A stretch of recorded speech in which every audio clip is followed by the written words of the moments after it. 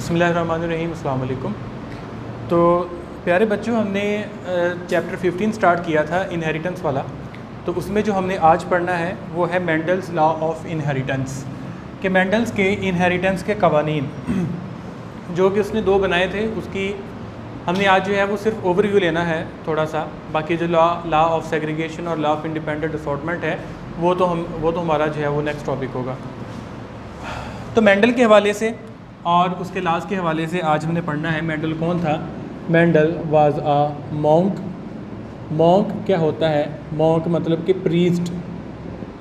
अब प्रीस्ट क्या होता है? प्रीस्ट मतलब पादरी, ठीक है। कि जो क्रिश्चियंस का जो एक रिलीजियस पर्सन होता है, जैसे कि हमारे मज़हब के अंदर मौलवी साहब होते हैं, तो क्रिश्चियनिटी के अंदर, ईसाईयत के अंदर पादरी होते हैं। तो ये जो मेंडल था, इसका पूरा नाम था ग्रेगर मेंडल।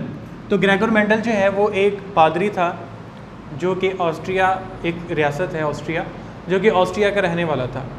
अब इसको बड़ी जो है वो सस्पेंस में ही होता था, ये बहुत सोचता रहता था कि ऐसा क्यों होता है कि जब भी किसी इंसान को देखा जाता है उसकी कुछ खसूसियात उसके वालिद जैसी होती हैं और कुछ खसूसियात उसकी वालदा जैसी होती हैं। तो ये सोचता था कि वो कौन सी ऐसी चीज़ें हैं कि जो वालिदैन से खसूसियात को उठाती हैं और वो बच्चों को मुंतकिल करती हैं, यानी कि बच्चों के अंदर जो है वो खसूसियत हमें देखने को मिलती है।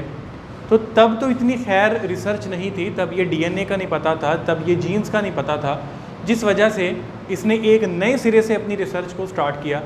तो इसने बिल्कुल स्टार्टिंग में जब इन चीज़ों को स्टडी करना शुरू किया तो मेंडल कहता है कि हर ऑर्गेनिज़म के अंदर होते हैं कुछ स्पेशल फैक्टर्स।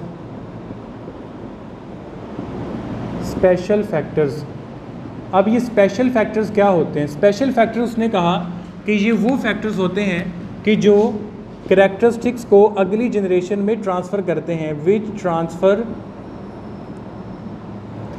ट्रांसफ़र करैक्टर्स, यानी कि जो कि खसूसियात को मुंतकिल करते हैं कहाँ से? From one generation to the other, कि जो एक नस्ल से दूसरी नस्ल तक खसूसियात को ट्रांसफ़र करते हैं। कुछ ऐसे स्पेशल फैक्टर्स, कुछ ऐसी ख़ास चीज़ें होती हैं जानदारों के अंदर जो वालिदैन से खसूसियत उठाकर बच्चों को मुंतकिल करती हैं। अब हमें ये पता है, आज हमें ये पता है कि these special factors were genes, कि ये तो जीन्स थे जिनकी हमने डेफिनेशन ये की थी कि जीन्स जो है वो पार्ट ऑफ डीएनए होता है।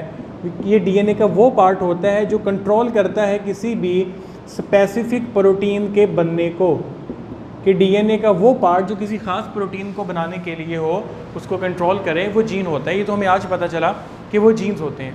लेकिन जो मेंडल था, मेंडल ने अपनी रिसर्च के लिए पी प्लांट को चूज़ किया। उसने चुना मटर के पौधे को, यानी कि Mendel choose pea plant for his experiment. Why pea plant? मटर का पौधा ही क्यों? कोई और पौधा क्यों नहीं उसने चुना? दुनिया में इतने सारे पौधे थे, तो उसने अपने बागीचों के अंदर सिर्फ मटर के पौधे का इंतखाब ही क्यों किया? तो इसका जवाब जानने के लिए आपको कुछ खसूसियात का पता होना चाहिए कि जब भी हम इनहेरिटेंस में किसी एक्सपेरिमेंट को परफॉर्म करते हैं और उसके लिए हमने कोई भी जानदार चुनना होता है, उस जानदार में कुछ खसूसियात होनी चाहिए। यानी कि हमें क्या पता होना चाहिए कि कोई भी प्लांट जो कि हम ऑर्गेनिज्म के लिए चुनते हैं उसमें कौन कौन सी खसूसियात होनी चाहिए। सबसे पहली खसूसियत होनी चाहिए कि उसके पास नंबर ऑफ डिफरेंट ट्रेट्स हों, कि उसके पास बहुत सारी खसूसियत हों जिनको हम स्टडी कर सकते हैं। फॉर एग्ज़ाम्पल, पी प्लांट की अगर आप बात कर लें कि मटर के पौधे के पास जो है वो कौन सी ऐसी खसूसियत थी कि इसको चुना गया। जैसा कि उसकी सीड शेप, अगर उसकी सीड की शक्ल को देखा जाए तो वो भी 2 किस्म की थी, यानी कि राउंड और रिंकल, कि उसके बीज जो हैं वो गोल भी थे और वो झुर्रीदार भी थे। इसके अलावा सेकंड ट्रेट सीड कलर, बीज की रंगत, तो वो भी 2 थे। येलो सीड्स भी थे और ग्रीन सीड्स भी थे, ग्रीन सीड। इसके अलावा प्लांट हाइट, और वो भी आगे फर्दर 2 थी, टॉल भी थी और स्मॉल भी थी, ठीक है। गर्ज के बहुत सारी ऐसी खसूसियत थी जिनको हम उसके अंदर स्टडी कर सकते थे। उसमें फली भी शामिल थी, इनके पॉड जिसको कहते हैं, कि फली का रंग, फली की शेप, फूलों की अरेंजमेंट, फूलों का रंग, तो बहुत सारी ऐसी ट्रेड्स थी जिनको स्टडी किया जा सकता था। तो पहली खुसूसियत ये है कि नंबर ऑफ़ ट्रेड्स होनी चाहिए। सेकंड खुसूसियत ये है कि उसके पास कंट्रास्टिंग ट्रेड्स होनी चाहिए, कंट्रास्टिंग ट्रेड। अब ये कंट्रास्टिंग ट्रेड्स क्या होती हैं, ये वाली जो मैंने यहाँ पे रेड में लिखी हैं, they are all contrasting traits. Contrasting traits मतलब कि अगर एक खुसूसियत है उसकी आगे दो हालतें होनी चाहिए। अगर सीड की शक्ल, बीज की शक्ल, सीड शेप एक खासियत है तो वो दो होने चाहिए, या वो राउंड हो या वो रिंकल हो। ऐसी सीड कलर है, ये एक ट्रेट है, ये एक खुसूसियत है। इसकी आगे जो कंट्रास्टिंग ट्रेट हैं वो दो हैं, येलो है और ग्रीन है। तो ऐसे जो है वो उनके पास कंट्रास्टिंग ट्रेट्स होनी चाहिए। तो पहला पॉइंट ये था कि उनके पास बहुत सारी खुसूसियत होनी चाहिए, और सेकंड था कि उनके पास कंट्रास्टिंग ट्रेट्स होनी चाहिए। थर्ड चीज़ है, थर्ड वन, कि प्लांट अगर वो पौधा है तो उसमें सेल्फ फर्टिलाइजेशन भी होनी चाहिए, और अगर वो पौधा या जानवर है तो सेल्फ के साथ साथ क्रॉस फर्टिलाइजेशन भी पॉसिबल हो। अब इसको भी ज़रा समझ लें कि सेल्फ फर्टिलाइजेशन क्या होती है और क्रॉस फर्टिलाइजेशन क्या होती है। बहुत आसान है, ये आपको अभी समझ आ जाएगा एक छोटी सी एग्जांपल से, कि हम ये फ़र्ज़ कर लेते हैं कि ये एक पौधा है और यहाँ पे जो है वो एक और पौधा है, मतलब कि दो पौधे हैं। अब इन दोनों पौधों को फ्लावर्स लगे हुए हैं, इन दोनों पौधों को लगे हैं कुछ फूल। ये है प्लांट ए और ये है प्लांट बी, दो पौधे हैं। अब सेल्फ फर्टिलाइजेशन क्या होगी कि अगर एक पौधा सेम हो, पौधा ना बदले, कि अगर एक ही पौधे के फूल से पोलन ग्रेन उसी के पौधे के फूल के ऊपर ट्रांसफ़र किया जाए तो ये सेल्फ फर्टिलाइजेशन होगी।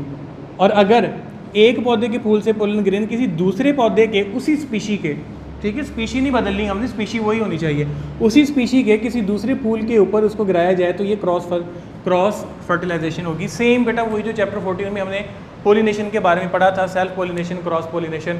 तो जब सेल्फ पोलिनेशन होगी तो सेल्फ फर्टिलाइजेशन होगी, जब क्रॉस पोलिनेशन होगी तो क्रॉस फर्टिलाइजेशन होगी। ठीक है, तो ये सेल्फ फर्टिलाइज भी होना चाहिए और क्रॉस फर्टिलाइज भी होना चाहिए। आखिरी है खुसूसियत इसकी नंबर 4 वाली, कि should have the short life span.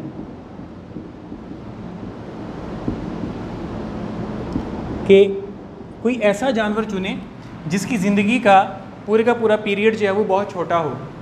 ठीक है, जैसे कि पी प्लांट है, ये बहुत जल्दी जो है वो उगता है, बहुत जल्दी बीज पैदा कर देता है, जिससे हमें बहुत जल्दी रिजल्ट्स मिल जाते हैं। तो अगर आप एक ऐसा पौधा चुनेंगे जिस पर आप एक्सपेरिमेंट करते हैं और वो पूरे 1 साल बाद फल देता है, तो इसका मतलब आपको एक एक्सपेरिमेंट का रिजल्ट देखने में तो पूरा साल लग जाएगा।